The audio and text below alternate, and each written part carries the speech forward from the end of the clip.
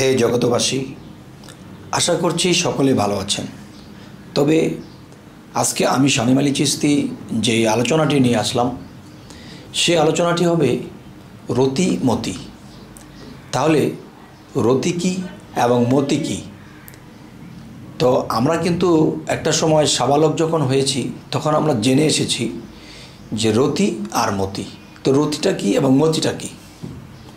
যেমন রতি জিনিসটা হলো যে একজন নারী, সে যখন দেখা যায় দিন দিন সাবালিকা হয়, তখন তার মধ্যে রতির পয়দা হয়।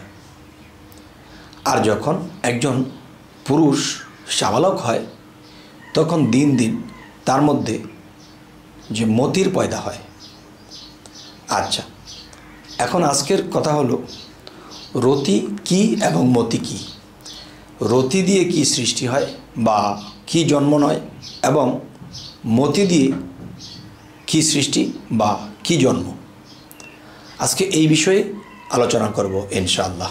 তো এখন কথা হলো রতি দিয়ে কি পয়দা বা কি জন্ম, এবং মতি দিয়ে কি জন্ম বা কি পয়দা, সেটি আমি যদি ভেঙে বলতে চাই, তবে জ্ঞানীগুণীর জন্যে অবশ্যই কথাগুলো সহজ হতে পারে, এবং দেখা গেছে যারা না জানে এদের মধ্যে একটু চিন্তিত বিষয়। রতির দ্বারা মানুষের শরীরের অংশ, যেরকম মাংস, চামড়া, লোম, ত্বক, এই জিনিসগুলো রতি দ্বারা সৃষ্টি হয়। এবং মতি, যা পুরুষের অংশ, সেখান থেকে হাড্ডি, মগজ, মণি, হাড্ডি, রগ, মগজ, মণি, এই চারটি বস্তু মতি থেকে হয়। তাহলে একটা বিষয় হলো যে হাড্ডি, রগ, মগজমণি যদি বাবার অংশ থেকে হয়ে থাকে, আর মায়ের অংশ থেকে হচ্ছে কি চামড়া, ত্বক, লোম, মাংস।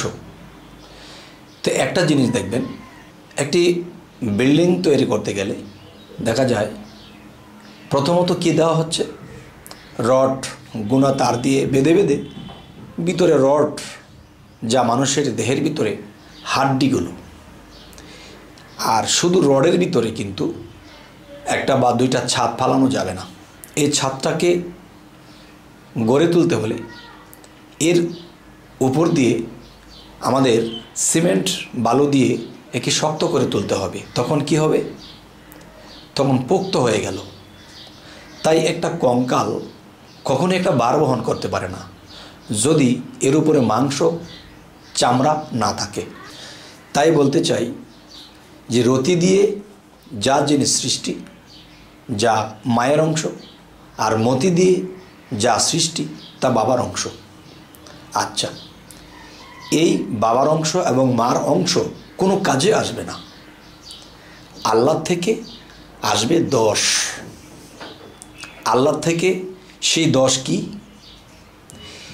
আল্লাহ থেকে যে দোষ, সেটা আমি পরের পর্বে আমি গুছিয়ে বলবো, কারণ ছোটোখাটো ভিডিওতে অত লম্বা কথা বলা যায় না। তাই আমি বলবো যে আল্লাহর দোষ আমি হয়তো একটা একটা করে নাম বলবো, কিন্তু বোঝা হবে না সেই আল্লাহর দোষ কি কি, এবং কোনটার কোন গুণ, কোনটার কোন কাজ, কোনটার কোন ডিউটি, এটা খুলে বলতে গেলে আমরা এর পরের ভিডিওতে আলোচনা করব ইনশাল্লাহ। তবে হ্যাঁ, একটা অনুরোধ সকলের প্রতি থাকবে, এবং আমার নিজেকেও আমি বলবো যে আমরা কাম যে একটা জিনিস, এটা আল্লাহর হিসেব মতো চলবো।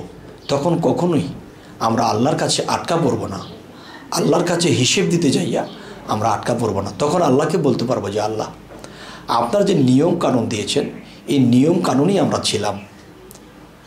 তো আজকের যে আলোচনাটি অবশ্যই আপনাদের কেমন লাগলো অবশ্যই জানাবেন, এবং কি যে আপনারা কী ধরনের ভিডিও আপনারা পছন্দ করেন, কোন ধরনের কথা, আমরা সেই কথাগুলো সংগ্রহ করে আপনাদের সামনে তুলে ধরব।